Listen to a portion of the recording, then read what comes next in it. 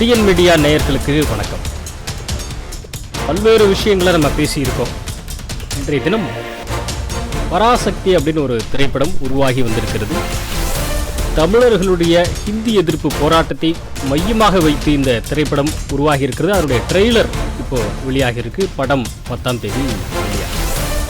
இந்த படம் பேசப்பட்ட நாள் முதலே ஏகப்பட்ட சர்ச்சைகளை சந்தித்து வரக்கூடிய ஒரு விஷயத்தை நம்ம பார்க்கிறோம். இப்போ குறிப்பாக வரலாற்று திரிபுகள் இந்த திரைப்படத்தில் இடம்பெற்றிருக்கிறதா அப்படிங்கிற சந்தேகத்தை தமிழ் தேசியவாதிகள் கிளப்புறாங்க. அது தொடர்பாக சில ரெஃபரன்ஸ் திரைப்படத்தில் இடம்பெற்றிருக்கு. அவற்றை குறித்து நம்ம விரிவாக பார்க்கிறோம். குறிப்பாக ஹிந்தி எதிர்ப்பு, மொழி போர், இதற்கான ஸ்டிக்கர லேபிளை திராவிடம் ஒட்டி கொள்கிறதா? உண்மையில் இதை செய்தது தமிழ் தேசியவாதிகள் தானா? அப்படி இருக்கும்பொழுது ஏன் திராவிடம் இந்த ஸ்டிக்கரை ஒட்டிக்கூடிய ஒரு போக்கு உருவாகி இருக்கிறது? இந்த ட்ரெய்லரில் இடம்பெற்றிருக்கிற குறிப்பிட்ட சர்ச்சைக்குரிய காட்சிகள் அல்லது வசனங்கள் என்னவா இருக்கு? இந்த கருத்து தொடர்பாக ஒவ்வொருவரும் என்ன பேசுறாங்க அது குறித்து நம்ம பார்க்கலாம்.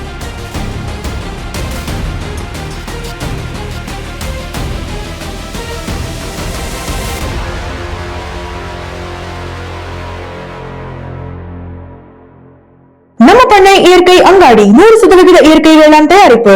தொடர்புக்கு 87 54 44 92 99. பராசக்தி திரைப்படம் கலைஞர் மு. கருணாநிதி முன்னாள் முதல்வர் அவருடைய வசனத்தில் ஏற்கனவே வெளியாகி இருந்தது. சிவாஜி அவர்களுடைய முதல் திரைப்படமாக வெளியாகி இருந்தது. இதெல்லாம் எல்லாருக்குமே தெரிஞ்ச விஷயம். அந்த பராசக்தி திரைப்படம் திமுகவுடைய ஆட்சி வருவதற்கு, அவங்க ஆட்சியில் வருவதற்கு ஒரு அடிகோலிட்ட ஒரு முக்கியமான திரைப்படமாக அவங்களுக்கு அமைந்தது. காலம் கடந்து ஒரு விஷயம் நம்ம இவ்வளோ வருடங்கள் பார்க்குறோம். பெரியாருடைய கொள்கையில் 2 கொள்கையில் கடவுள் மறுப்பு, பகுத்தறிவுவாதம். பகுத்தறிவாதம்னு சொல்கிறதுல அவங்க இந்த பெண்ணடிமைத்தனத்துக்கு எதிராக பேசுகிறது, சமூக நீதி பேசுகிறது, சமத்துவம் பேசுகிறது, இதெல்லாமே அதில் கொண்டு வந்துடுறாங்க. கடவுள் மறுப்பு இதற்கு ஒரு மூலமாக அச்சாணியாக பெரியார் அந்த ஒரு கருதுகோளையும் வச்சுருக்காரு. இப்படியான சூழலில் இந்த திராவிடம் அப்படிங்கிற அந்த கருதுகோளுங்கிறது ஒரு விவாத பொருளாக இன்று வரைக்கும் இருக்கிறது. ஒரு நிரூபணமாகாத ஒரு சித்தாந்தமாக வடிவமாக இருக்குது. குறிப்பாக தமிழர்களை திராவிடம் சொல்கிறதுக்கு எதிரான ஒரு போக்கு தமிழ் தேசியவாதிகள் மத்தியில் உருவாகிடுச்சு. அது பரவலாகவும் இப்போ மைய நீரோடையில் எல்லா வெகுஜன மக்களுக்குமே அது புரிகிற வகையில் ரொம்ப யதார்த்தமான ஒரு இடத்துக்குமே அது வந்துருச்சு. இதே ஒரு சூழலில் இதே காலகட்டத்தில் பெரியார் மீதான விமர்சனங்களும் அதிகமாகிவிட்டது. பெரியார் என்ன சொன்னார்? தமிழை காட்டுமிராண்டின்னு சொன்னார், தமிழ் பைத்தியம்னு சொன்னார், தமிழ் சனியன்னு சொன்னார். ஹிந்தி எதிர்ப்பு போராட்டத்திலே அவருடைய பங்களிப்பு என்னவாக இருந்தது? காலையில் சேலத்தில் ஒரு மாநாடு நடந்தது. அந்த மாநாட்டில் காலையில் தமிழர் கழகம்னு உருவாகி இருந்தது.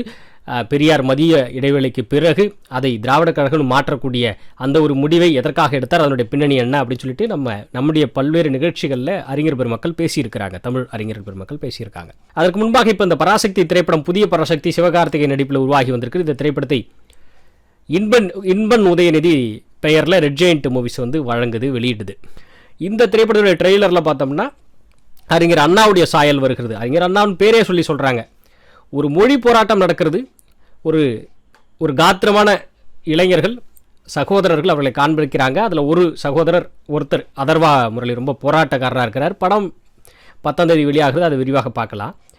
இப்போதைக்கு ட்ரெய்லரில் வரக்கூடிய காட்சியில் வைத்து பார்க்கும்பொழுது 2 சகோதரர்கள் இருக்கிறாங்க. ஒருத்தர் மிக தீவிரமாக ஹிந்தி எதிர்ப்பு போராட்டத்தை முன்னெடுக்கிறார், மாணவர் அமைப்பாக காட்டுறாங்க. இன்னொருத்தர் சிவகார்த்திகேயன், அந்த மாணவர் அமைப்பாக காட்டுறதுல அதர்வா முரளி. சிவகார்த்திகேயன் அந்த அதர்வா முரளியோட சகோதரராக காட்டப்படுறார். அவர் சர்க்காரில் வேலை செய்கிற ஒரு நபர் போல காட்டுறாங்க. அவர் அந்த ரயிலில் வேலை செய்கிறாருங்கிற மாதிரி காட்டப்படுது. அவர் இந்த போராட்டத்துக்கு எதிரான மனநிலையில் இருக்கிறார், அதுவும் பதிவாகுது. அங்கே இன்னொரு காட்சியில் அவர் ஒரு பெரியாரிஸ்ட், பெரியார் அண்ணா கையிலெல்லாம் விருது வாங்கினவர். அவர் போயிட்டு அங்கே ஆல் இண்டியா ரேடியோன்னு காட்ட மாட்டாங்க, நேஷனல் ரேடியோன்னு காட்டுறாங்க. அன்றைய தினத்தில் அது ஆல் இண்டியா ரேடியோ தான் அப்படின்னு புரிஞ்சுக்கலாம். அந்த ரேடியோ நிலையத்தில் வேலை செய்கிற ஒரு பெண்மணி மீது கவனம் கொள்கிறார். அந்த கவனம் கொண்டு அந்த பெண்கிட்ட போயிட்டு ஹிந்தி கற்றுக்கணும்னு கேட்குறாரு. அப்போது அண்ணா பெரியார்கிட்டலாம் விருது வாங்கின நீ இப்போ போயிட்டு ஹிந்தி கற்றுக்கணும்னு நினைக்கிறியா அப்படின்னு சொல்லிட்டு ஒரு நண்பர் ஒருத்தர் அவர் கேலி செய்கிறார். இப்படியான காட்சிகள்லாம் பதிவாகியிருக்கு. இப்படி இருக்க இதில் என்ன பிரச்சனைகளை தமிழ் தேசியவாதிகள் முன்வைக்கிறாங்க அப்படின்னா, இந்த ஹிந்தி எதிர்ப்பு போராட்டத்தை பொறுத்த வரைக்கும் ஏற்கனவே இந்த தமிழர் கழகம்ங்கிறது திராவிடர் கழகம்னு மாறினதில் பெரியாருடைய பங்களிப்பு ஸ்ட்ராங்காக இருக்குது. அதே போன்று பல முறைகள், பல வேலைகளில் மாணவர் அமைப்புக்கிட்ட போயிட்டு முதல்ல ஊருக்கு போங்க, காசு தரேன், இந்த ஹிந்தி எதிர்ப்பு போராட்டம்லாம் பண்ணக்கூடாது, நீங்கள் வெளியே போங்க, கிளம்புங்க அப்படின்னு சொல்லி பெரியார் அவர்களை மைண்ட் வாஷ் பண்ணியிருக்கிறாருங்கிற தகவல் எழுத்துப்பூர்வமாக பதிவாகி இருக்கிறது. நம்முடைய அறிஞர் பெருமக்கள், நம்முடைய தமிழ் சார்ந்த அறிஞர் பெருமக்கள் இதை ஆதாரங்களுடன் பல நிகழ்ச்சிகளில் முன்வைக்கிறாங்க, நம்முடைய நிகழ்ச்சிகளும் முன் வச்சிருக்கிறாங்க.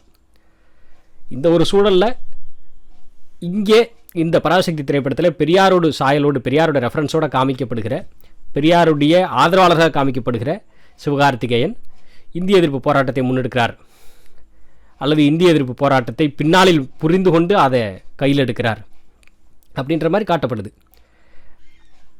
இதற்கு முன்பாக இந்த ட்ரெய்லருடைய முதல் ஷாட், ட்ரெய்லர் ஓப்பன் ஆகி முதல் ஷாட்டில் இவ்வளோ பெரிய ட்ரெய்லர், பராசக்தின்னு ஒரு படம், இது தமிழை தாங்கி பிடிக்குதா, மொழி போரை பற்றி பேசுதா அப்படிலாம் அவங்களோட நம்ம அந்த ட்ரெய்லரை பார்த்தோன்னா முதல் காட்சி, முதல் வசனம் அப்படிங்கிறது இப்போது நீங்கள் ட்ரெய்லர் எடுத்து பார்க்கலாம், அது ஹிந்தியில் தான் இருக்கும்.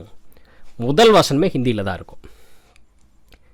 அதில் என்ன சொல்கிறாங்கன்னா, ஒரு ஹிந்திக்காரர்கிட்ட சிவகார்த்திகேயன் பேசுகிறாரு, நீங்கள் தமிழ்நாட்டுக்கு வந்தீங்கன்னா ஹிந்தி பேசுங்க, நாங்கள் அங்கே வந்தோம்னா தமிழ் பேசுங்க, நீங்கள் தமிழ்நாட்டுக்கு வந்தீங்கன்னா தமிழ் பேசுங்க, நாங்கள் உங்கள் ஊருக்கு வந்தால் ஹிந்தி பேசுகிறோம் அப்படின்னு சிவகார்த்திகேயன் ஹிந்தியிலே சொல்லுவார் அந்த அந்த மனிதர்கிட்ட. அப்போது இன்னொரு காட்சியில் ஒரு வடநாட்டுக்காரங்கிட்ட, ஹிந்திக்காரங்க கிட்ட சிவகார்த்திகேயன் ஏதோ ஒரு ஒரு ரிஸ்க்கான ஒரு சூழல், அந்த அபாயகரமான சூழலில் அவங்கள்ட்ட பேசும்பொழுது, நீங்கள் வடவருக்கு எங்களுக்கெல்லாம் எதிரானவங்களா அப்படிங்கிற மாதிரி, ஹிந்திக்கு நீங்கள் எதிரானவங்க தானேன்னு அந்த பெண்மணி கேட்குறாங்க, பாதிக்கப்பட்டவங்க. அவர் சிவகார்த்திகேயன் சொல்கிறாரு, நாங்கள் ஹிந்திக்கு எதிரானவங்க இல்லை, ஹிந்திக்கு எதிரானவங்க இல்லை, ஹிந்தி திணிப்புக்கு தான் எதிரானவங்க அப்படிங்கிறத மீண்டும் மீண்டும் பதிவு செய்கிறாங்க. தொடர்ச்சியாக நீங்கள் பார்த்தீங்கன்னா 70களில் ஹிந்தி எதிர்ப்பு போராட்டம்னு ஆரம்பித்த அந்த அலை அப்படிங்கிறது இந்த சில வருடங்களில் ஹிந்தி எதிர்ப்பு போராட்டம், ஹிந்தி எதிர்ப்பு போராட்டம், ஹிந்தி எதிர்ப்பு போராட்டம்ங்கிறது காலப்போக்கில் ஹிந்தி திணிப்புக்காக தான் எதிரி, ஹிந்தி திணிப்புக்கு தான் எதிரான ஒரு போராட்டம். நெஞ்சுக்கு நீதி திரைப்படத்தில் உதயநிதி அவர்கள் நடிச்சிருப்பார், அவருடைய ஒரு வசனம் அதே திரைப்படத்தில் இடம்பெறும், நாங்கள் எதையும் திணிச்சா துப்பிடுவோம், அக்செப்ட் பண்ணிக்க மாட்டோம் அப்படின்னு சொல்லுவார். கிட்டத்தட்ட அதே தான், ஹிந்தி திணிப்புக்கு தான் எதிராக நாங்கள் இருப்போம், ஹிந்திக்கு எதிரானவர்கள் அல்லங்கிறத மீண்டும் மீண்டும் பதிவு செய்கிறாங்க. அதை இந்த திரைப்படத்தில் பதிவு செய்கிறாங்க. அப்போது ஹிந்தி திணிப்புக்கு எதிரானவங்க தான், ஹிந்திக்கு எதிரானவங்க இல்லைங்கன்னு சொல்லும் பொழுதே கிட்டத்தட்ட ஹிந்திக்கான ஒரு வரவேற்பு மனநிலையை அவங்க பதிவு செய்கிறாங்க அல்லது உண்டாக்குறாங்க அப்படிங்கிறத தமிழ் தேசியவாதிகள் ஒரு விமர்சனமாக முன்வைக்கிறாங்க. ஹிந்தி வேண்டாம்னு சொல்லவே இல்லையே இவங்க யாரும், ஹிந்தி வேண்டாம், ஹிந்தி எங்களுக்கு தேவையே இல்லை, இருமொழி தான், தமிழ் ஆங்கிலம் இருமொழி தான் அப்படிங்கிறதானே தமிழ் தேசிய கொள்கை, தமிழ் தேசியவாதிகளுடைய கொள்கை, தமிழருடைய கொள்கையாக இருக்க வேண்டும். ஹிந்தியை முற்றிலும் புறக்கணை தானே கொள்கையாக இருக்க வேண்டும். அப்படி இருக்கும்பொழுது ஹிந்தியை நாங்கள் எதிர்க்கலை, ஹிந்தி திணிக்காதீங்க, நாங்களாக போய் கற்றுக்குவோம், திணிக்காதீங்க, எங்களுக்கு வேணும்னா கற்றுப்போம். கிட்டத்தட்ட இது ஹிந்தி வருகையை நாம் சிவப்பு கம்பளம் விரித்து வரவேற்கக்கூடிய அந்த மனநிலையின் ஆரம்பமாக தான் பார்க்க வேண்டியதாக இருக்கிறது அப்படிங்கிறது தமிழ் தேசியவாதிகளுடைய கருத்தாக, விமர்சனமாக இருக்கிறது. மாணவர் அமைப்பினுடைய முதன்மையாக நின்று போராடி இருந்தவர் தான் எல் கணேசன். அவர் அந்த போராட்டத்தினுடைய அந்த தர்ணாவுடைய மிக முதன்மையான ஒரு நபர். அவருடைய மறைவு அப்படிங்கிறது அதற்காக போயிட்டு ஒரு நினைவஞ்சலியாக இப்போ போய் செலுத்தி இருக்கிறாங்க. இதில் என்ன அப்படின்னா, பெரியார் குறித்து பேசும்பொழுது நான் ஏற்கனவே சொன்னது போல் மாணவர் அமைப்புகள்கிட்ட போயிட்டு நீங்கள் இந்திக்கு எதிராக போராட வேண்டாம், கிளம்புங்க அப்படின்னு சொல்லிட்டு மைண்ட் வாஷ் பண்ணதை பற்றின ஒரு பதிவுகள் இருக்குது. அதே போல் குடியரசு இதழில் 1960 ஆக்சுவலி பராசக்தி திரைப்படம் 1964 நடக்கிற மாதிரி காட்டுறாங்க. அது ஒரு கற்பனை கலந்த கதை மாதிரி தான் காட்டுவாங்க. நம்ம இவ்வளோ பேசுகிறதும் தாண்டி அவங்க கற்பனைன்னு சொல்லிட்டு போயிடுவாங்க, அது வேறு விஷயம். கற்பனையாக இருந்தாலும் ஒரு நிலத்தில், ஒரு சமூகத்தில் நடக்கிற அந்த நடப்பு அரசியல் என்ன, திராவிடம், தமிழ் தேசியம், ஆரியம்ன்ற மோதல் போக்கு இருக்கிற ஒரு சூழலில் இப்படியான படம் வரும்போது அது நடப்பு சூழலை ஒட்டி தான் அதை விவாதிப்பாங்க, இதில் மாற்றுக்கிறதே இல்லை. பெரியார் அப்படிங்கிற அந்த நபர் ஹிந்தி எதிர்ப்பு போராட்டத்தை குறித்து கடுமையான விமர்சனங்களை முன்வைக்கிறார். ஹிந்தி எதிர்ப்பு போராட்டம்ங்கிறது ஒரு காலித்தனம் அப்படின்னு சொல்லிட்டு விமர்சிக்கிறார். இவங்களெல்லாம் சுட்டு தள்ளுங்க அப்படின்னு சொல்லிட்டு விமர்சிக்கிறார். காங்கிரஸ் காவல்துறை கிட்ட சுட்டு தள்ளுங்கன்னு சொல்லிட்டு கோரிக்கை வைக்கிறார் பெரியார். இந்த போராட்டத்தை திமுக தன்னுடைய அரசியல் லாபத்துக்காக பயன்படுத்திக்குது அப்படின்னு சொல்லிட்டு, அதற்காக தான் இந்த போராட்டத்தை ஊக்குவிக்குது அப்படின்னு சொல்லிட்டு பெரியார் விமர்சிச்சிருக்கிறார் திமுகவை. அன்றைய தினம் அண்ணா, அறிஞர் அண்ணா மாணவர் அமைப்பு கிட்ட பேச்சுவார்த்தை நடத்துகிற அந்த ஒரு விஷயங்கள் இருக்குது. ஒரு கட்டத்தில் பகிரங்கமாக அறிவிக்கிறார், உங்கள் கோரிக்கை நிறைவேறி இருக்கு, அங்கே இதற்கு போதும், உங்களுடைய போராட்டம் வெற்றி அடைஞ்சிருச்சுன்னு வச்சுக்கோங்க, இதுக்கு பிறகு இதை தொடர வேண்டாம்னு அண்ணா மாணவர் அமைப்பு கிட்ட கேட்குறார். அதன் பிறகு பகிரங்கமாக போராட்டம் பண்ணக்கூடாதுன்னு அறிவிக்கிறார். இந்த விஷயங்கள்லாம் இருக்குது. இதற்காக நம்ம யாரை வேணாலும் எண்ணெய் ஊற்றி கொளுத்துறதுக்கு தயாராக இருக்கலாம், நீங்கள் எதை வேணாலும் பண்ணுங்கன்னு சொல்லிட்டு பக்தவாச்சலம் சொல்வது போல், அதுக்கு முன்னாடி கல்வித்துறை அமைச்சராக உள்துறை அமைச்சராக இருந்தவர், அப்புறம் முதலமைச்சர் ஆகிறாரு. அவர் சொல்கிறது போல் ஒரு காட்சி இருக்குது. ஒரு நடிகர், அவர் அந்த பக்தவச்சலம் போலவே அவருடைய உருவம் வேடம் இருக்கும், அவர் அதை சொல்கிறது போல் காட்டியிருப்பாங்க. மேபி அதே பேர் கூட பயன்படுத்தியிருப்பாங்க. ஏன்னா அறிஞர் அண்ணா இதுக்கு பின்னாடி நீங்கள் இருக்கீங்களா அப்படின்னு சொல்லிட்டு ஒருத்தரை கேட்குறாங்க. அவர் அண்ணா தான், அண்ணான்னு சொல்லி தான் கேட்குறாங்க. அண்ணா நீங்கள் இதுக்கு பின்னாடி இருக்கீங்களான்னா, இல்லை இதுக்கு பின்னாடி நான் இல்லை, ஆனால் இது செய்கிறது யாராக இருந்தாலும் என் தம்பி தான் அவன் அப்படின்னு சொல்லி அண்ணா பேசுகிறது போல் ஒரு காட்சி இருக்கும். அப்போ இதுதான் இந்த ஒரு விவகாரம் அப்படிங்கிறது விமர்சனத்துக்குள்ளாகிறது. ஏன் அப்படின்னா பெரியாருடைய ஸ்டாண்டு, அதேபோல் அண்ணாவுடைய ஸ்டாண்டு, குறிப்பாக பெரியார் 1969 எழுதுகிறாரு, தமிழை நாங்கள் ஹிந்தி அழிக்குதுங்கிறதுக்காக ஹிந்தி எதிர்க்கலை. ஹிந்தி எதிர்ப்புங்கிறத 1926 நான் பதிவு செஞ்சுருக்கேன் பெரியார் சொல்கிறது. அதன் பிறகு குறிப்பாக நான் ஹிந்தியை எதிர்ப்பதுக்கு என்ன காரணம் அப்படின்னா, ஆங்கிலம்தான் நமக்கு முதல் இதுவாக இருக்கணும். இன்னும் நம்ம கம்பரையோ வள்ளுவரையோ பிடிச்சிட்டு நம்ம பழைய தமிழாகவே இருந்துடக்கூடாது. அப்போ நம்ம இன்னும் காட்டுமிராண்டியாகவே இருந்துகிட்ருவோம். அப்படி காட்டுமிராண்டியாகவே நாம் இருந்து கொண்டு இருக்கக்கூடாது. அதற்காக நாம் அடுத்த விஞ்ஞான ரீதியாக அறிவியல் ரீதியாக அடுத்த வளர்ச்சி நிலைக்கு போகணும். அப்படின்னா நாம் ஆங்கிலத்தை ஏற்கணும். வீட்டு வேலைக்காரியிடம் கூட ஆங்கிலத்தில் பேசணும். அதனால தான் நான் மீண்டும் மீண்டும் இதை நான் வலியுறுத்துகிறேன். ஆங்கிலத்தை கொண்டு வருவதற்காக தான் நான் ஹிந்தியை எதிர்க்கிறேன். அண்ணா 1969 பதிவு செய்கிறார், பெரியார் பதிவு செய்கிறார், பெரியார் பதிவு செய்கிறார். இதெல்லாம் குடியரசு விடுதலை பத்திரிகைகளில் வந்த தகவல், அவரே நேரடியாக எழுதின பதிவுகள் தான். இதைத்தான் தமிழ் தேசியவாதிகள் முன்வைக்கிறாங்க. இப்படிப்பட்ட ஒரு சூழலில் இப்படி ஒரு திரைப்படம் வருது. இந்த திரைப்படத்தை கொண்டு பெரியாரும் அண்ணாவும் இன்னும் திராவிடம் கருத்தியல் பேசுகிறவங்களும் ஹிந்தி எதிர்ப்பு போராட்டத்தை அவர்கள் தான் தலைவதாங்கி நடத்தினாங்க. மொழி போராட்டத்தை அவர்கள் தான் முன்னெடுத்தார்கள், மொழிப்போரை அவர்கள் தான் முன்னெடுத்தார்கள்னு சொல்லிட்டு தமிழர்களுக்கு இதை தொடங்கிய இந்த மொழிப்போரை தொடங்கிய, அதற்காக தியாகம் செய்த, அதற்காக தொடர்ச்சியாக பல அடித்தளமிட்டு வந்த தமிழர்களின் போராட்டத்தை மறைக்கக்கூடிய, இருட்டடிப்பு செய்யக்கூடிய அந்த வேலையாகத்தான் இந்த திமுகவுடைய அல்லது திராவிட சித்தாந்தங்களுடைய, திராவிடம் சார்ந்து பேசக்கூடியவங்களுடைய வரலாறாக இருக்கிறது. அதை மீண்டும் இந்த திரைப்படம் மூலமாக சாதித்துக் கொள்கிறார்கள், சாதிச்சுக்கிறாங்க. அப்படிப்பட்ட இந்த திரைப்படம் இதில் எப்படி வேணாலும் காட்டப்படட்டும், இது தமிழர்களுக்குத்தான் நலன் பயக்கும்னு சொல்லி சாட்டை திருமுருகன், நாம் தமிழர் கட்சியை சேர்ந்த சாட்டை துரைமுருகன், இடும்பாவனம் கார்த்தி போன்றவர்கள் இந்த திரைப்படத்தில் எப்படி காமிச்சாலும் அது தமிழர்களுக்குத்தான், தமிழர்களாகிய நமக்குத்தான் உதவும். அதில் திமுகவுடைய அரசியலுக்கான எந்த கெயினும் கிடையாது அப்படின்னு பேசுறது எந்த விதத்தில் சரி அப்படின்னு சொல்லிட்டு இதர தமிழ் தேசியவாதிகள் விமர்சிக்கிறாங்க. ஏன்னா எப்படி பார்த்தாலும் ஹிந்தி எதிர்ப்பு போராட்டத்தை தாங்கள் பண்ணியதாக ஸ்டிக்கர் ஒட்டி கொள்கிறது திராவிடம். அதற்குத்தான் பராசக்தி திரைப்படமும் அந்த திரைப்படத்தில் வரக்கூடிய ரெஃபரன்ஸுமே காண கிடைக்கிறது. அறிஞர் அண்ணாவை பின்புலமாக காட்டுறதாகட்டும், அதே போன்று பெரியார் செய்ததை அவருடைய எண்ணத்தை பக்தவாச்சலம் சொன்னதாக சொல்லி அதில் காண்பிக்கப்படுகிறது. அது இந்த போராட்டக்காரர்களை எப்படி வேணாலும் ஒடுக்கலாம், தீ வச்சு கூட கொளுத்தலாம், சுட்டு தள்ளலாம் அப்படின்னு சொல்லக்கூடிய அந்த ஒரு ஸ்டேட்மெண்ட் பெரியார் சொன்னது, அதை பக்தவாச்சலம் சொன்னதாக காட்டப்படுகிறது. இப்படியாக ஒரு வரலாற்று மறுகட்டமைப்பு, வரலாற்று திரிவு நடக்கிறது.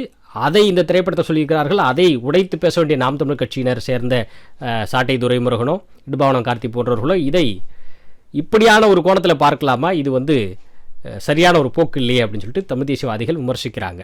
நாம் தமிழர் கட்சி இன்றைக்கு திராவிடத்தை எதிர்ப்பதிலையோ இல்லை தமிழ்நாட்டினுடைய முக்கிய பிரச்சனைகளை அணுகுவதிலேயோ போராட்ட ரீதியாக பேசுவதிலேயோ முன்னிலை வகிக்கக்கூடிய முதன்மையான கட்சியாக இருந்த போதிலும் கூட இது போன்ற விவகாரங்களில் கவனமாக அந்த ஸ்டேட்மெண்ட்ஸை விடும்பொழுது மிக கவனமாக பேசணும் அப்படிங்கிறது தமிழ் தேசியவாதிகளுடைய கோரிக்கையாகவும் கருத்தாகவும் இருக்கிறது.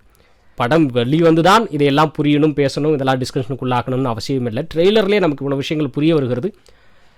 இதற்கு பிறகு திரைப்படமாகத்தான் இருக்க போகிறது. 10ஆம் தேதி வெளியாகக்கூடிய திரைப்படம் அது ஒரு கதைக்களமாக இருக்க போகுது, அவ்வளோதான். மற்றபடி கருத்தியல் ரீதியாக நாம் பேசுவதற்கு உண்டான எலிமெண்ட்ஸ் இதுவாக தான் இருக்குது. முழுசாக படத்தை பார்த்துட்டு பேசுங்கன்னு சில பேர் சொல்லுவாங்க. ஹிந்தி எதிர்ப்புக்கு, ஹிந்தி திணிப்புக்கு தான் நாங்கள் எதிரானவங்க, ஹிந்திக்கு எதிரானவங்க இல்லைன்ற ஒரு ஸ்டேட்மெண்ட் போதுமே. நீங்கள் ஹிந்தி எதிர்க்கவில்லை அப்படிங்கிறத அதே முதல் வரியிலே பதிவு செய்கிறீங்களே. பெரியார் ஹிந்தி எதிர்ப்பு போராட்டத்துக்கு பெரியார் பதிவு செய்த கருத்துக்கள் எதுவுமே இடம்பெறலையே. ஆக ஹிந்தியை நாம் ஏற்கலாமா வேண்டாமாங்கிற விவாதத்தை உண்டு பண்ணக்கூடியதான் உண்டு பண்ணக்கூடிய படமாகத்தான் இது அமையும். ஹிந்தியை ஏற்கலாமா வேண்டாமா, ஹிந்தி திணிப்பு நாங்கள் ஒத்துக்க மாட்டோம், ஹிந்தியை ஒத்துக்குவோம் அப்படின்னு வாலண்டியராக போயிட்டு ஒத்துக்கொள்கிற, இருமொழி கொள்கையை திசை திருப்புகிற ஒரு பிரச்சாரமாகத்தான் இந்த திரைப்படத்தினுடைய கருத்துக்கள் அமைந்திருக்கும். அப்படியான ஒரு சூழலில் அந்த ஒரு விமர்சனத்தையும் மூத்த தமிழ் தேசியவாதிகள் வைக்கிறாங்க. இன்னும் இது சார்ந்து இதர மொழிப்போர் சார்ந்து, மொழிப்போரில் தமிழறிஞர்களுடைய பங்களிப்பு, அதை எப்படி தொடங்கினார்கள், அதை எவ்வாறு அதை திராவிடம் அல்லது திராவிட கருத்தியல் சார்ந்தவங்க, பெரியாரியம் சார்ந்தவங்க அதை உரிமை கொண்டாடுகிறார்கள். அதை தாண்டி இந்திய எதிர்ப்பு போராட்டத்தில் மொழிப்போருக்கு எதிராக அவர்கள் செய்தது என்ன அப்படிங்கிற பல்வேறு விஷயங்களை நாம் அறிஞர் பெருமக்கள் பேசக்கூடிய நிகழ்ச்சிகளையும் கருத்துக்களையும் தொடர்ச்சியாக பதிவு செய்ய தயாராக இருக்கிறோம். அதற்கு முன்பாக இந்த பராசக்தி திரைப்படத்துடைய ட்ரெய்லர் மற்றும் அது சார்ந்த விவாதங்களை குறித்து இந்த ஒரு காணொலியை நம்ம பேசணும்னு நினச்சோம். அதை பதிவு செய்திருக்கிறோம். உங்களுடைய மேலான கருத்துக்களை எங்களோட கமெண்ட் பாக்ஸில் கமெண்ட் பண்ணி எங்களோட பகிர்ந்துக்கங்க. இன்னொரு தருணத்தில் விரிவாக வேறொரு விவகாரம் குறித்து நம்ம பேசுவோம். நன்றி.